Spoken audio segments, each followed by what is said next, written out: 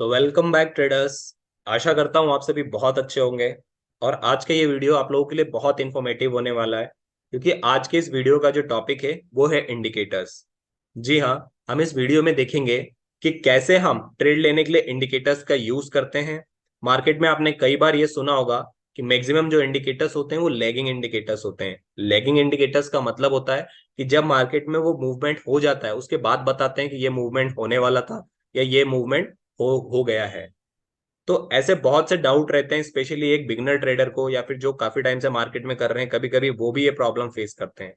तो डिस्कस करेंगे सब कुछ कि कैसे, अगर सारे इंडिकेटर्स लैगिंग हैं तो हम अपने ट्रेडिंग में इन इंडिकेटर का ट्रेड लेने में कैसे यूज करते हैं, और हम ये कैसे पता करें कि ये इंडिकेटर हमारे लिए हेल्पफुल है या नहीं है, या फिर हम जो ट्रेड प्लान कर रहे हैं उसके लिए कौन सा इंडिकेटर बहुत ज्यादा सुटेबल रहेगा।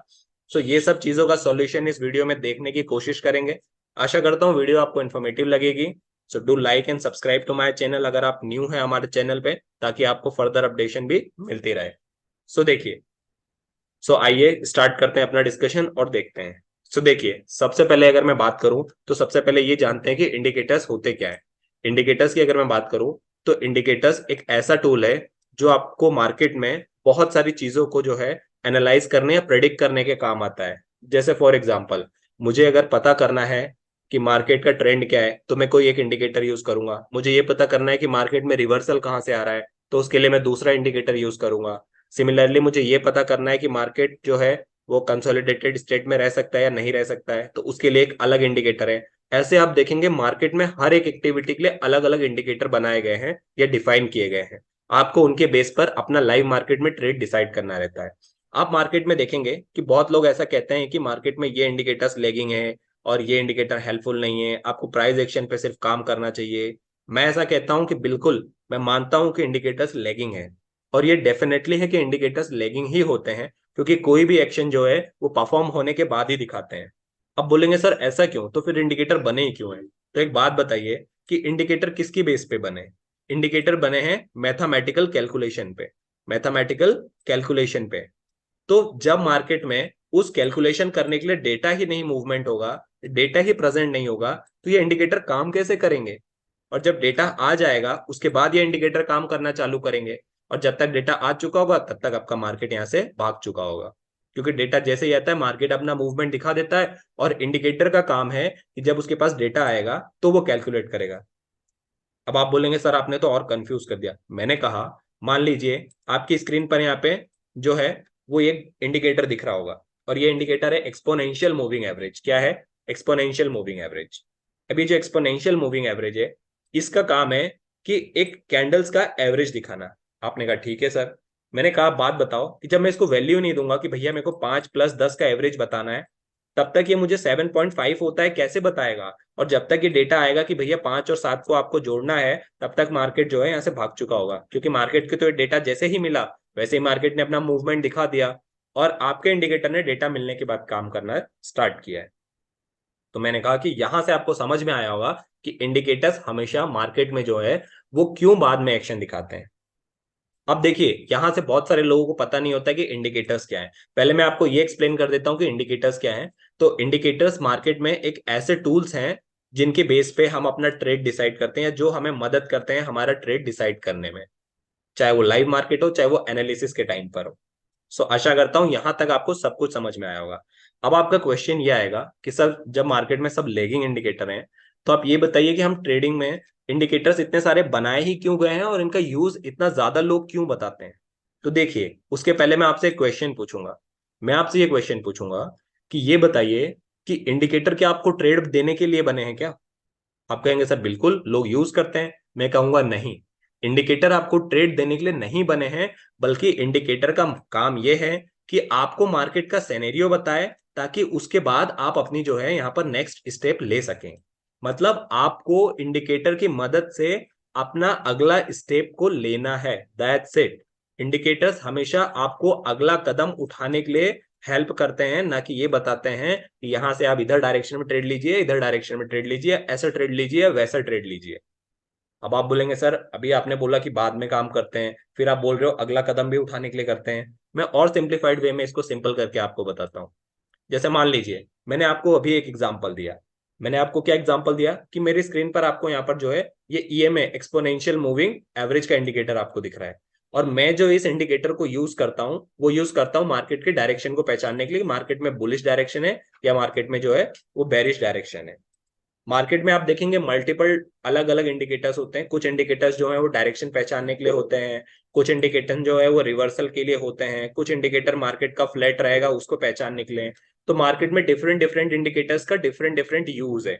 ऐसे ही आप अपने लिए 3 से 4 सेलेक्ट कर सकते हैं। मैं भी अपने लिए 2 से 3 मैंने ऐसे इंडिकेटर्स यूज किए हैं या ऐसे इंडिकेटर्स को अपने लिए रखा है जिन पे मुझे अच्छी पकड़ है और जिनको मुझे बहुत अच्छे से यूज करने आता है। अलग अलग लोगों की ट्रेडिंग स्टाइल अलग अलग होती है, इसलिए हो सकता है कि आपके लिए कोई और इंडिकेटर ज्यादा सूट करता हो, तो उसके अकॉर्डिंग आप अपने भी 2 3 जो है इंडिकेटर ऐसे बनाइए जो आपको बहुत हेल्प करें और उनको यूज करना आपको अच्छे से आता हो।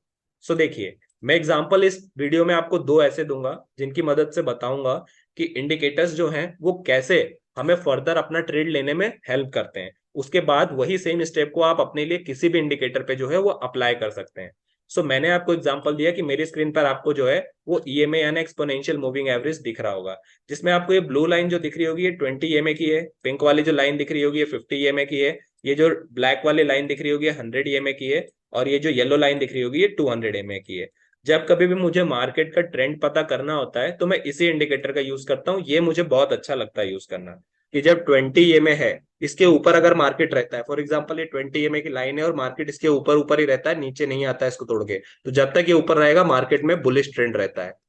ऐसे ही मार्केट ने एक बार अगर इसे तोड़ दिया तो फिर मार्केट जब नीचे से इसमें सपोर्ट लेने लगेगा और ये जो है इंडिकेटर रेजिस्टेंस की तरह काम करने लगेगा, तो ये मैं मान के चलूंगा कि जब तक मार्केट इसको तोड़ के ऊपर नहीं निकलेगा तब तक मार्केट में बेरिश मोड है। तो यहां से 2 चीजें मुझे इस इंडिकेटर के बारे में पता है। अब आप बोलेंगे सर ठीक है आपने इतना तो बता दिया है, अब आप ये बताइए कि इनकी मदद से अगला स्टेप लेना कैसे है। तो फॉर एग्जाम्पल, मैं मार्केट में आया, मैंने देखा कि मेरा मार्केट जो बैंक निफ्टी है वो ग्रीन में चल रहा है, अभी मेरा जो इंडेक्स है वो ग्रीन में चल रहा है। मैंने कहा अच्छा, मैंने कहा यार देखने से तो बुलिश लग रहा है, मैंने कहा इसको क्रॉस वेरीफाई करते हैं। मैं गया, मैंने अपना इंडिकेटर लगा लिया, कौन सा, ईएमए वाला, क्योंकि मुझे पता है कि मैं मार्केट के ट्रेंड को देखने के लिए ईएमए यूज करता हूँ। मैंने कहा ठीक है, मार्केट में लगा लिया। अब मार्केट में कहीं ना कहीं मार्केट ऐसा जाता हुआ दिख रहा है, मैंने कहा अच्छी बात है, ये तो ये भी दिखा रहा है कि ऊपर है। मैंने कहा और क्रॉस वेरीफाई करते हैं, इंडिकेटर तो सही बता रहा है। अब आपने बोला कि इंडिकेटर का यूज कैसे किया आपने यहाँ पे, मैंने देखा कि मार्केट जो है ग्रीन दिखा रहा है। उसके बाद मैंने जब कैंडल की मूवमेंट देखी प्राइस एक्शन की, तो प्राइस एक्शन बार बार इस 20 ईएमए पे आके ना सपोर्ट ले रहा है।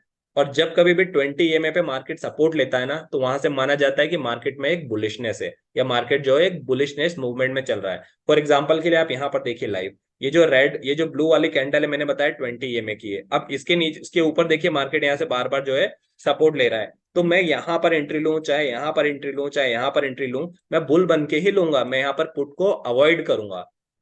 और यहाँ पर देखिए जब मार्केट ने यहाँ से तोड़ा है तो यहाँ से जैसे ही 20 ईएमए के नीचे आ गया है तो मार्केट फिर यहाँ से कंटिन्यूसली रेड कैंडल बनने लगी, और यहाँ से आपको समझ में आ रहा है कि मार्केट यहाँ से गिर सकता है, क्योंकि मार्केट जो है यहाँ पर 20 ईएमए को तोड़ चुका है। तो मैं यहाँ से अब कॉल को अवॉइड करूंगा और पुट की तरफ अपनी अपॉर्चुनिटी ढूंढूंगा। सो यहाँ पर ऐसे ही इस मार्केट में इंडिकेटर को यूज करते हैं। अब देखिए, अब आप बोलेंगे सर आपने 20 ईएमए को तो बता दिया, अब 20 ईएमए पे आपने ये तो दिखा दी कि डायरेक्शन जो है वो यहाँ पर कॉल साइड है या फिर बुलिश मोमेंटम है, तो क्या हम यहाँ से ट्रेड ले लें। मैंने कहा नहीं, अभी भी ट्रेड नहीं लेना है। आपने कहा सर अभी तो बोला आपने कि इंडिकेटर ने बता दिया तो ट्रेड ले लें। मैंने कहा मैंने बोला है कि इंडिकेटर आपको अगला कदम उठाने में मदद करता है। फिर आप बोलेंगे सर अब क्या करें यहाँ से। तो देखिए, अब यहाँ से आ गए, अब मैं क्या करूंगा कि मुझे बुलिश मोमेंटम दिख रहा है, मेरा जो है इंडेक्स भी बता रहा है, मेरे इंडिकेटर ने भी बता दिया कि यार यहाँ से बुलिश जो है अपने को वो बन सकते हैं अपन। फिर मैं गया ऑप्शन चार्ट पे और मैंने ओआई का डेटा देखा, मैंने ओआई का डेटा देखा। अब मैंने ओआई का डेटा देखा, तो ओआई का डेटा हम कब देखते हैं, हम तब देखते हैं जब हमें ये पता हो कि मार्केट में कितने लोग जो हैं वो उठाने के लिए बैठे हैं मार्केट को, और कितने लोग यहाँ पर जो है वो मार्केट को गिराने के लिए बैठे हैं। तो मैंने जैसे ही ओआई का डेटा देखा तो मैंने देखा कि यहाँ पर 50,000 लोग बैठे हुए हैं मार्केट को उठाने के लिए, और 30,000 लोग जो बैठे हैं वो बैठे हैं मार्केट को गिराने के लिए। मैंने कहा यार यहाँ से भी इंडिकेशन मिल रहा है कि मार्केट में जो है ज्यादातर चांसेस है यहाँ से ऊपर जाने के। बट यहाँ पे सिर्फ 20,000 का डिफरेंस है, तो क्या 20,000 का डिफरेंस ठीक है। मैंने कहा यार थोड़ा सा और कॉन्फिडेंस आ जाता अगर ये थोड़ा सा डिफरेंस और ज्यादा होता। मैंने कहा थोड़ा सा और रुक जाओ, थोड़ा और रुके, अगले 5 मिनट 10 मिनट 15 मिनट में आपने देखा कि ये वाला जो डेटा है ना वो 80,000 बढ़ गया। कहां पर हो गया, 50,000 से 80,000, और ये वाला जो है ये आपका 40,000 पहुंच गया। मैंने कहा यार अब डिफरेंस हो गया ज्यादा, अब थोड़ा कॉन्फिडेंस और आ रहा है। आपने कहा अब ठीक है। तो यहां से मैंने क्या किया कि इतना देख लिया, अब इसके बाद मैंने कहा यार एक बार वॉल्यूम पे नजर मार ले क्या। तो वॉल्यूम में ये भी पता चल जाएगा, क्योंकि मार्केट किस साइड भागता है, मार्केट को ऊपर साइड भागना है या नीचे साइड भागना है, ये कैसे पता चलता है, जब मार्केट में पैसों का ट्रांजेक्शन होता है, यानी मनी का ट्रांजेक्शन होता है। जिस साइड में मनी का, पैसों का लेन देन ज्यादा होगा, मार्केट सिंपल सी बात है उधर भाग जाएगा। सो यहां से आप क्या करेंगे कि आप जाएंगे चार्ट पे और यहाँ पे वॉल्यूम देखेंगे। वॉल्यूम का मतलब होता है कितने रुपए का ट्रांजेक्शन हो रहा है मार्केट को उठाने के लिए, और कितने रुपए का ट्रांजेक्शन उस स्ट्राइक प्राइस पे हो रहा है मार्केट को गिराने के लिए। तो यहां से मुझे दिखा कि यहाँ पर 1 करोड़ रुपए जो है, 1 CR जो है मार्केट को उठाने के लिए लग रहा है, और 70 लाख जो है यहाँ पर गिराने के लिए लग रहा है। तो मैंने कहा यार मुझे तो तीनों इंडिकेशन यही मिल गए। तो यहां से मैं क्या करूंगा कि अब जाके मैं मार्केट में यहां से अपने कॉल की तरफ एक अच्छे स्ट्राइक प्राइस की प्रीमियम देखूंगा, और यहां से कॉल बाय करके मार्केट में बैठ जाऊंगा बुलिश बन के, और जैसे ही मेरा टारगेट हिट होगा मैं एक डिसेंट प्रॉफिट लेके मार्केट से जो है वो निकल जाऊंगा।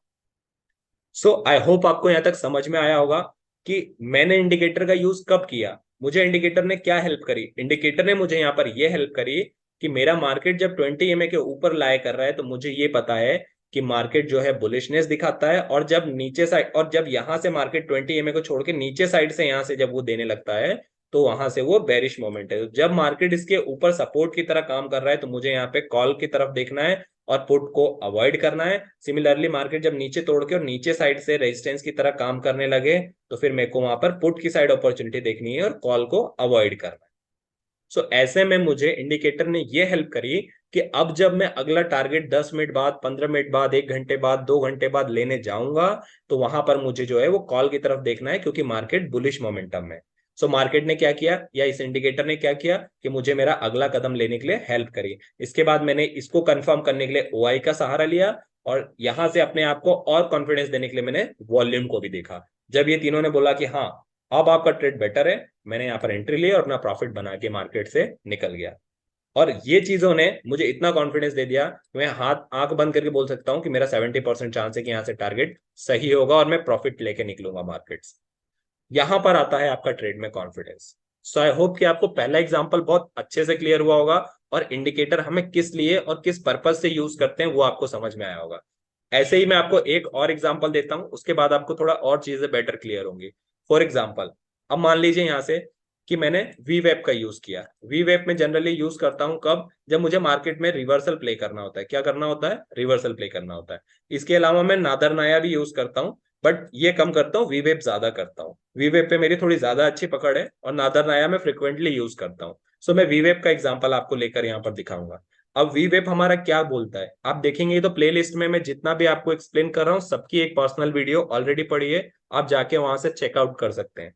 अब मान लीजिए वी वेब हमें बोलता है कि जब मार्केट एक रेंज में हो और मार्केट बुलिश हो जाता है और इस रेंज को तोड़ के बाहर हो जाता है, तो आपका एवरेज मान लीजिए यहाँ कहीं चल रहा है मार्केट का, तो जब ऊपर वाले बैंड को तोड़ के मार्केट निकल जाता है, तो वो अपने एवरेज को टच करने दोबारा आता है, तो यहां से हम रिवर्सल प्ले करते हैं।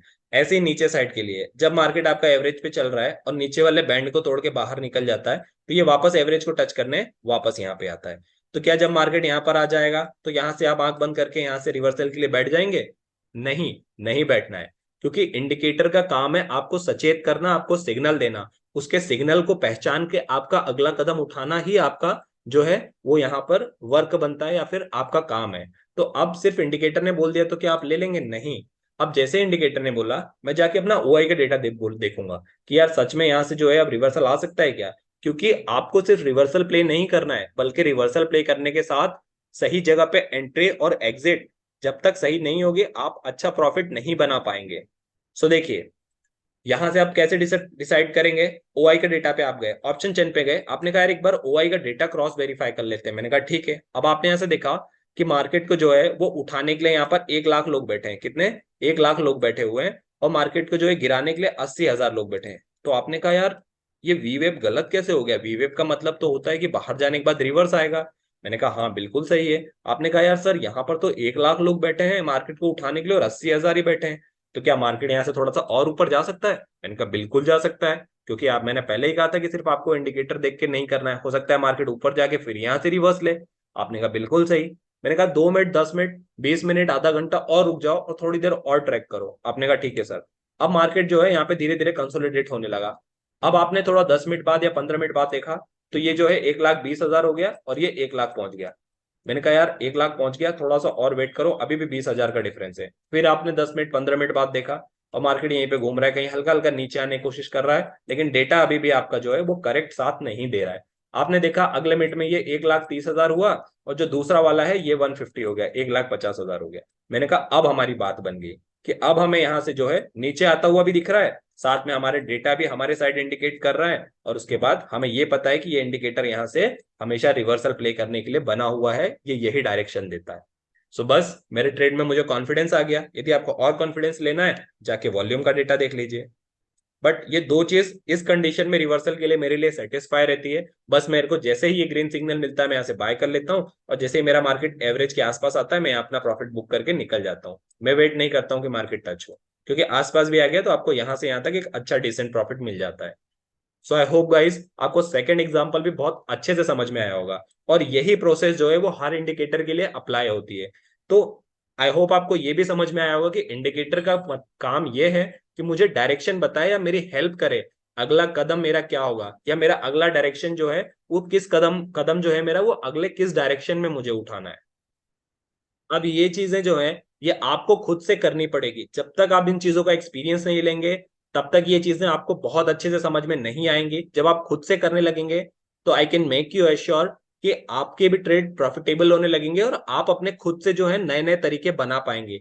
हर किसी का वर्किंग स्टाइल अलग होता है, ट्रेडिंग स्टाइल अलग होता है। जैसा मैंने बताया आप अपने खुद के 2 से 3 इंडिकेटर ऐसे बनाइए जिसपे आपको बहुत अच्छे से यूज करना आता हो, तो आपको ऑटोमेटिकली आप देखेंगे कि टाइम के साथ आपको उसका जो है कॉन्फिडेंस आने लगेगा और आप उसको ट्रेड में अप्लाई करने भी लगेंगे।